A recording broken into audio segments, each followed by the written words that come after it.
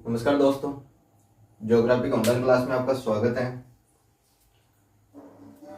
अपनी बात चल रही थी जलवायु वर्गीकरण के बारे में अपन बात कर रहे थे और जिसके अंदर अपन ने सामान्य जलवायु वर्गीकरण करके देख लिया था। इसके अलावा अपन ने कोपेन का जो जलवायु वर्गीकरण उसके बारे में बात कर ली थी। क्लियर।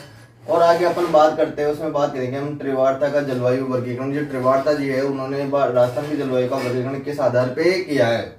क्लियर। अब देखो अपन देखते हैं कि जो त्रिवार्ता जो है उन्होंने जो कोपेन की जो जलवायु वर्गीकरण है उसका ही संशोधन करके आगे उन्होंने बताया था। उसका संशोधन किया इन्होंने, किसका? कोपेन की जलवायु वर्गीकरण का इन्होंने क्या किया? संशोधन किया है। थोड़ा बहुत बदलाव करके फिर बाद में उन्होंने इन जलवायु का क्या किया? वर्गीकरण किया। देखो त्रिवार्ता ने वर्षा को आधार मान करके, किसको आधार मान करके? वर्षा को आधार मान करके राजस्थान की जलवायु का वर्गीकरण किया। कितने भागों में किया? 4 भागों में किया। जबकि कोपेन जी ने जो आधार माना है जलवायु के लिए राजस्थान में, तो वनस्पति को माना था। किसको माना था? वनस्पति को। और इसने किसको आधार माना है? वर्षा को आधार मान करके फिर बाद में इसका क्या किया है? वर्गीकरण किया है। 4 भागों में इन्होंने बताया BWH, BSH, CAW और AW। BWH, BSH, CAW है AW। इनकी जो प्रतीक चिन्ह थे, इन प्रतीक चिन्हों की जो फुल फॉर्म थी, अपने पिछले अध्याय में जो कोपेन का जलवायु वर्गीकरण किया था उसमें अच्छी तरह से हम समझ चुके थे कि A का अर्थ क्या होता है, C का अर्थ क्या होता है, B का अर्थ क्या होता है, छोटे W का अर्थ क्या होता है, छोटे S का अर्थ क्या होता है और H का अर्थ क्या होता है। ठीक है। देखो अगर बात करते हैं मैप के अंदर, तो इस प्रकार से कोपेन का जलवायु वर्गीकरण के कुछ भाग पाए जाते हैं। BWH वर्षा को आधार मान के बनाया है, तो 10 से लेकर के 12 सेंटीमीटर वार्षिक वर्षा यहाँ पे होती है। BSH 50 से लेकर के 60 सेंटीमीटर वार्षिक वर्षा यहाँ पे होती है। CAW 50 से लेकर के 80 सेंटीमीटर वर्षा यहाँ पे होती है। और AW 80 से लेकर के 100 सेंटीमीटर वर्षा इस क्षेत्र में होती है। जो कोपेन जी ने जलवायु का वर्गीकरण किया है, तो जो वर्षा का आधार माना है, तो उसके लिए एक प्रतिनिधित्व जिला बनाया था। एक जिला जो था उसका प्रतिनिधित्व जिला बनाया था और उस जिले के आधार पर ही इन सभी क्षेत्रों का क्या किया था उन्होंने? केंद्र में जो जिला था उस जिले के केंद्र के अनुसार उन्होंने क्या कर लिया था? सभी जो क्षेत्र है उसको आधार मान करके उसका वर्गीकरण किया था। जैसे BWH के अंदर उन्होंने जो प्रतिनिधित्व जिला माना था वो माना था जैसलमेर को। किसको माना था? जैसलमेर को उन्होंने प्रतिनिधित्व जिले के रूप में माना था। BSH के अंदर उन्होंने नागौर को प्रतिनिधित्व जिला माना था। CAW के अंदर उन्होंने सवाई माधोपुर को जो था प्रतिनिधित्व जिला माना था। AW के अंदर उन्होंने डूंगरपुर जो है उसको प्रतिनिधित्व जिला माना था। वहां के इस प्रतिनिधित्व जिला के वर्षा को आधार मान करके इन्होंने क्या किया है? जलवायु का वर्गीकरण किया है। क्लियर। देखो अगर बात करते हैं कि कौन कौन से जो जिले हैं इस जलवायु प्रदेश के अंतर्गत आते हैं, तो देखो BWH के अंदर कौन कौन से आते हैं? एक तो आता है अनूपगढ़ का दक्षिणी भूभाग, बीकानेर का जो पश्चिमी भूभाग, जैसलमेर का पश्चिमी भूभाग और बाड़मेर का उत्तरी पश्चिमी भूभाग किसके अंतर्गत आता है? BWH के अंदर आता है। और प्रतिनिधित्व जिला कौन सा है? जैसलमेर। क्लियर। आगे बात करते हैं अपन BSH का। BSH के अंदर बात करते हैं श्री गंगानगर आ जाता है, अनूपगढ़ आ जाता है, हनुमानगढ़ आ जाता है, बीकानेर आ जाता है, चूरू आ जाता है, फलोदी आ जाता है, जैसलमेर का पूर्वी भाग आ जाता है, बाड़मेर आ जाता है, बालोतरा आ जाता है, जालोर आ जाता है, सांचौर आ जाता है, सिरोही, पाली, उदयपुर, राजसमंद, भीलवाड़ा, केकड़ी, ब्यावर, अजमेर, दूदू, जयपुर ग्रामीण, शहरी, नागौर, डीडवाड़ा, कुचामन, झुंझुनू, नीम का थाना, कोटपुतली, अलवर का पश्चिमी भाग। ये किसमें आ जाता है? BSH में आ जाता है। आगे बात करते हैं CAW की। तो CAW में कौन कौन से जो जिले हैं वो सम्मिलित किए हैं इन्होंने, तो शाहपुरा, टोंक, बूंदी, बारा, सवाई माधोपुर। सवाई माधोपुर क्या है, इसका प्रतिनिधित्व जिला है, और इसमें कौन सा है, नागौर है, ठीक है। करौली, गंगापुर सिटी, दौसा, भरतपुर, धौलपुर, डीग, अलवर का कौन सा भूभाग, पूर्वी भूभाग इसके अंतर्गत आ जाता है। आगे बात करते हैं अपन AW के अंदर जो सम्मिलित किए हैं इन्होंने चित्तौड़गढ़ को सम्मिलित किया है, सलूम्बर को सम्मिलित किया है, डूंगरपुर जो एक प्रतिनिधित्व जिला है इससे जलवायु प्रदेश का, बांसवाड़ा, प्रतापगढ़, कोटा व झालावाड़ में इन्होंने क्या किया, सम्मिलित किया। और देखो क्या क्वेश्चन पूछे जाते हैं यहाँ से कि त्रिवार्ता के जलवायु वर्गीकरण के अनुसार त्रिवार्ता का जो जलवायु प्रदेश है, सबसे बड़ा जलवायु प्रदेश कौन सा है, तो कौन सा है, BSH। कौन सा है, BSH सबसे बड़ा जलवायु प्रदेश। बात करते हैं सबसे छोटा कौन सा है, तो BWH। कौन सा है, BWH सबसे छोटा क्या है, जलवायु प्रदेश। किसके अनुसार, त्रिवार्ता के अनुसार। त्रिवार्ता का जलवायु प्रदेश व कोपेन का जलवायु प्रदेश लगभग कैसा पाया जाता है, समान ही पाया जाता है। बस आपको जिले व इनके जो क्षेत्र है वो याद रखना है। जिले व जो क्षेत्र वो क्या करना है, याद रखना है कि कौन सा तो बड़ा है, कौन सा छोटा है, कोपेन का कौन सा बड़ा है, कौन सा छोटा है। क्लियर, उतरो इसे एक बार फटाफट।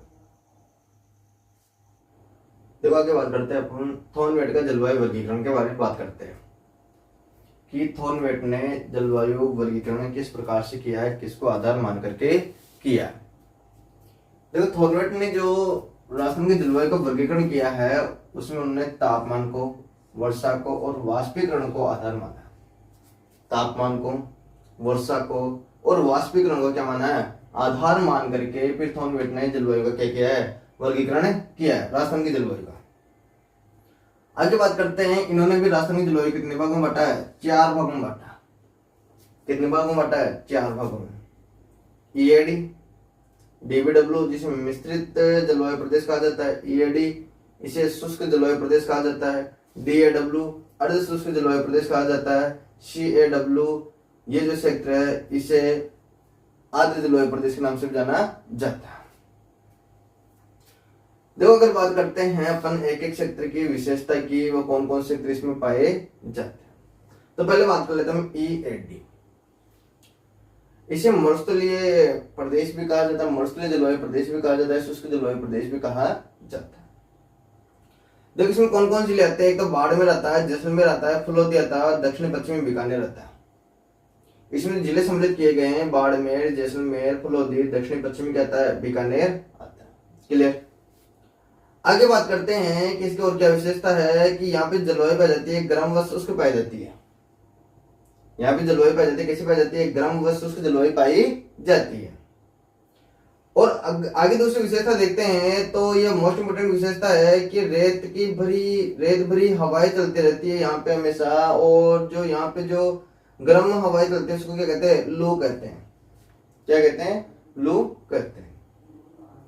तापमान के कारण जो होता है वाष्पीकरण कैसा रहता है, हमेशा उच्च रहता है। सर्वाधिक तापमान होगा तो वाष्पीकरण क्या होगा, सर्वाधिक होगा। ये चीज मैंने आपको पिछले वाली वीडियो में बता दी, क्यों होता है, कैसे होता है, कैसे निम्न वायुदाब केंद्र बनता है, कैसे उच्च वायुदाब केंद्र बनता है। आगे बात करते हैं तो यहाँ पे जो वनस्पति पाई जाती है, मरुस्थलीय वनस्पति पाई जाती है, मतलब यहाँ पे कोई वनस्पति विहीन क्षेत्र विषय देखा जाता है। और जो वनस्पति पाई जाती है, छोटी छोटी जो कटली वनस्पति है वो मुख्य रूप से पाई जाती है। ये जो क्षेत्र है हमेशा रेत के टीलों से आच्छादित क्षेत्र है। हमेशा यहाँ पे कौन से टीले पाए जाते हैं, रेत के टीले मुख्य रूप से पाए जाते हैं। ये अपने DEAD क्षेत्र मतलब शुष्क मरुस्थलीय प्रदेश। दूसरा बात करते हैं DBW। देखो इसकी विशेषता की बात करते हैं तो कौन कौन से क्षेत्र इसमें सम्मिलित किए गए हैं, तो इसमें किया गया श्रीगंगानगर, अनूपगढ़, हनुमानगढ़, बीकानेर, चूरू, झुंझुनू। श्रीगंगानगर, अनूपगढ़, हनुमानगढ़, बीकानेर, चूरू, झुंझुनू इसमें क्या किए गए हैं, सम्मिलित किए गए हैं।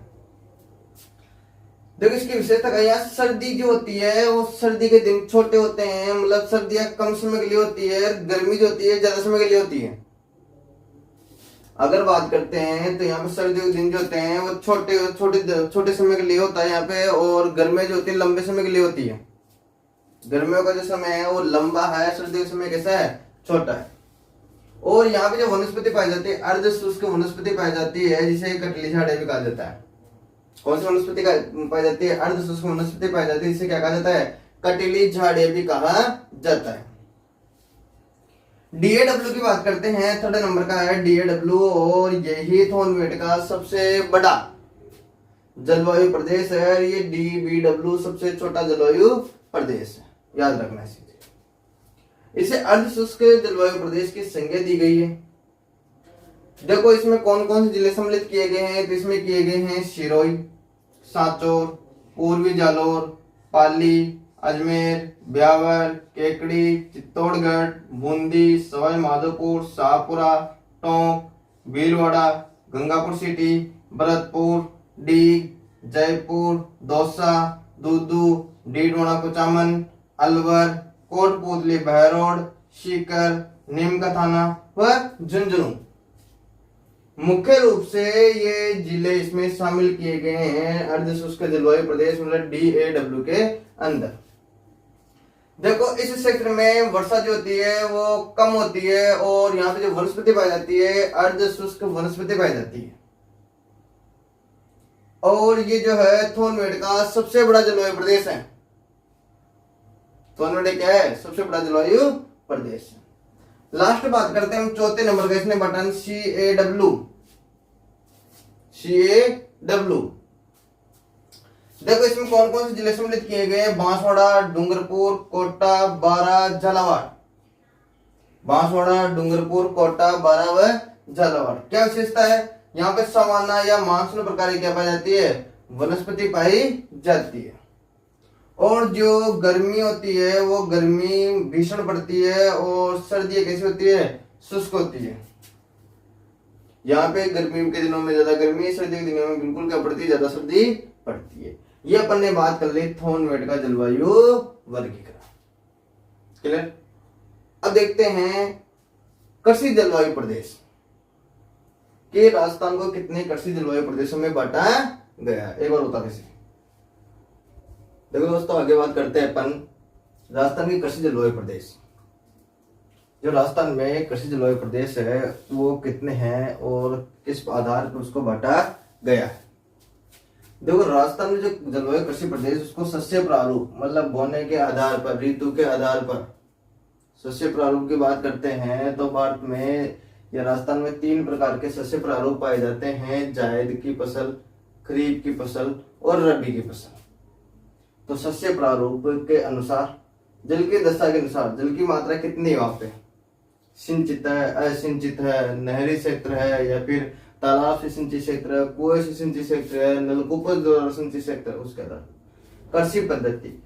देखो कृषि पद्धति की बात करते हैं तो जीवन निर्वाह कृषि पद्धति अपनाई गई है या औद्योगिक कृषि पद्धति अपनाई गई है या फिर वर्तमान कृषि पद्धति है वो वैज्ञानिकरण द्वारा अपनाई गई है, किस आधार पर अपनाई गई, तो उसको आधार मान करके कितने जलवायु प्रदेशों में बांटा गया है, 10 जलवायु प्रदेशों में बांटा गया है। देखो एक एक बार सभी की जानकारी ले लेते हैं। देखो पहला शुष्क मैदान या पश्चिमी क्षेत्र से IA के नाम से जाना जाता है। शुष्क मैदान या पश्चिमी क्षेत्र IA के नाम से जाना जाता है। इसमें कौन कौन से क्षेत्र आते हैं, जोधपुर, बाड़मेर कुछ हिस्सा आता है। जोधपुर और बाड़मेर कुछ हिस्सा आता है। इसमें जो मुख्य फसल है बाजरा, ग्वार, मोठ, मूंग है। बाजरा, ग्वार, मोठ और मूंग इसकी क्या है, मुख्य फसल है। यह है कृषि जलवायु प्रदेश का सबसे बड़ा कृषि जलवायु प्रदेश है। कृषि जलवायु का सबसे बड़ा कृषि जलवायु प्रदेश है। वर्षा जो होती है 20 से 35 सेंटीमीटर वर्षा होती है और मिट्टी कौन सी पाई जाती है, बलुई दोमट मिट्टी पाई जाती है। क्लियर। आगे बात करते हैं सेकंड नंबर की, सिंचित उत्तरी पश्चिमी मैदान IB। ठीक है। क्षेत्रीय बात करते हैं गंगानगर, हनुमानगढ़ क्षेत्र इसमें सम्मिलित किया जाता है। गंगानगर व हनुमानगढ़ इसमें सम्मिलित किया जाता है। और यहाँ पे जो वर्षा होती है 10 से 20 सेंटीमीटर वार्षिक वर्षा होती है। बात करते हैं फसलें कौन कौन सी है, गेहूं, जौ और चना इसकी मुख्य फसल है। गेहूं, जौ और चना इसकी क्या है, मुख्य फसल है। और यहाँ पे जो है सर्वाधिक क्षेम की समस्या है, किसके कारण है, सिंचित के कारण। ठीक है। आगे देखो सिंचित मैदानी क्षेत्र या आईसी, इसमें आता है क्षेत्र चोरू आता है। और फसल कौन सी आती है? बाजरा, ग्वार, दालें, गेहूं, जौ, चना आती है। वर्षा जो होती है कितनी होती है? 10 से 35 सेंटीमीटर जो होती है वार्षिक वर्षा होती है। चौथे नंबर का आता है अंत प्रवाह शुष्क प्रदेश, जिसे सेकंड ए के नाम से जाना जाता है। क्षेत्र कौन कौन से आते हैं इसमें? नागौर, झुंझुनू, सीकर। कौन कौन से आते हैं? नागौर, झुंझुनू, सीकर आते हैं। इस क्षेत्र में वर्षा होती है 30 से 50 सेंटीमीटर की होती है वर्षा होती है। और फसल जो होती है यहाँ की मुख्य फसल है बाजरा, तिल, मोट, मूंगफली, तारामीरा, यहाँ की क्या है? मुख्य फसल है। लूनी नदी आंतरिक क्षेत्र की बात करते हैं तो इसे सेकंड बी के नाम से जाना जाता है। कौन कौन से क्षेत्र आते हैं? जालोर, पाली, सिरोही, पूर्वी जोधपुर इसके अंतर्गत आता है। वर्षा जो होती है 30 से 50 सेंटीमीटर होती है। फसल की बात करते हैं जीरा, इसबगोल जो है वहां पर सर्वाधिक होता है। और इस जीरा और इसबगोल के लिए ये क्षेत्र क्या है? प्रसिद्ध भी है। छठा आता है अर्ध शुष्क पूर्वी मैदानी प्रदेश, थर्ड ए के नाम से जाना जाता है। इसमें आता है अजमेर, जयपुर, दौसा, टोंक। वर्षा जो होती है 50 से 70 सेंटीमीटर यहाँ पे क्या होती है? वर्षा होती है। फसल की बात करते हैं चना, मटर, सरसों, बेर और अमरूद मुख्य रूप से होते हैं। 7वें नंबर की बात करते हैं बाढ़ प्रवण पूर्वी मैदानी प्रदेश, थर्ड बी के नाम से जाना जाता है। अलवर, झुंझुनू, करौली, सवाई माधोपुर इसके अंतर्गत आते हैं। वर्षा जो होती है वो होती है 50 से 70 सेंटीमीटर होती है। इस क्षेत्र में बीहड़ों की अधिकता पाई जाती है। किसकी अधिकता पाई जाती है? बीहड़ों की अधिकता पाई जाती है। और मक्का, गेहूं, जौ, ज्वार इसके अंतर्गत मुख्य रूप से होते हैं। क्लियर? मक्का, गेहूं, जौ, ज्वार इसमें मुख्य रूप से होते हैं। और किसकी अधिकता पाई जाती है? बीहड़ों की अधिकता पाई जाती है। वर्षा जो होती है 50 से 70 सेंटीमीटर होती है। और इसे किस नाम जानते हैं? थर्ड बी के नाम से भी जाना जाता है। 8वां अर्ध आर्द्र दक्षिणी मैदानी क्षेत्र, जिसे फोर्थ ए के नाम से भी जानते हैं। किस नाम जानते हैं?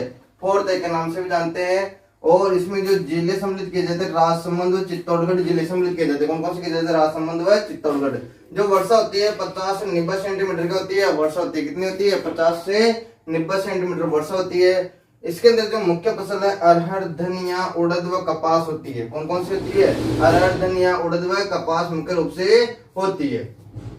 9वां आर्द्र दक्षिणी मैदानी क्षेत्र, जिसे फोर्थ बी के नाम से जाना जाता है। किस नाम से जाना जाता है? फोर्थ बी के नाम से। कौन कौन से करते हैं? डूंगरपुर, बांसवाड़ा इसके अंतर्गत आते हैं। वर्षा की बात करते हैं तो 50 से 110 सेंटीमीटर वर्षा होती है। और अगर बात करते हैं मक्का, चावल, कपास, जौ यहाँ की क्या है? मुख्य फसल है। 10वें नंबर की बात करते हैं आर्द्र दक्षिणी पूर्वी क्षेत्र, से फिफ्थ के नाम जानते हैं। 5वें के नाम जानते हैं कोटा, बूंदी, बारा और झालावाड़ जिले इसके अंतर्गत सम्मिलित किए जाते हैं। कितने सेंटीमीटर वर्षा होती है? 65 से 110 सेंटीमीटर वर्षा होती है। मुख्य फसल कौन सी है? चावल। इसके बाद कौन सी है? सोयाबीन है। फिर कौन सी है? अफीम है। फिर कौन सी है? अरहर है। फिर कौन सी है? अलसी है। फिर कौन सी है? कपास है। अपन ने बात की एक जलवायु प्रदेश है। कौन से? कृषि जलवायु प्रदेश है, जिसको कितने भागों में बांटा है? 10 भागों में बांटा है। सस्य प्रारूप, जल की दिशा व कृषि पद्धति को आधार मान करके अब अपने जलवायु प्रदेश के अंदर किस किसकी बात कर ली? वर्षा के आधार पर जलवायु प्रदेश को बांट लिया, कोपेन के अनुसार जलवायु प्रदेश को बांट लिया, ट्रिवाटा के अनुसार अपने जलवायु प्रदेश को बांट लिया, और इसके अंदर अलावा थॉर्नवेट के अनुसार अपने जलवायु प्रदेश को बांट लिया। और आखिर में अपने बात कर ली कौन से? कृषि जलवायु प्रदेश की। अब आगे अपन जलवायु प्रदेश जो होता है अपना इसी क्लास के साथ खत्म होता है। और आगे अपन नेक्स्ट वीडियो में एक नए चैप्टर के साथ, एक नए अध्याय के साथ शुरुआत करेंगे। ओके।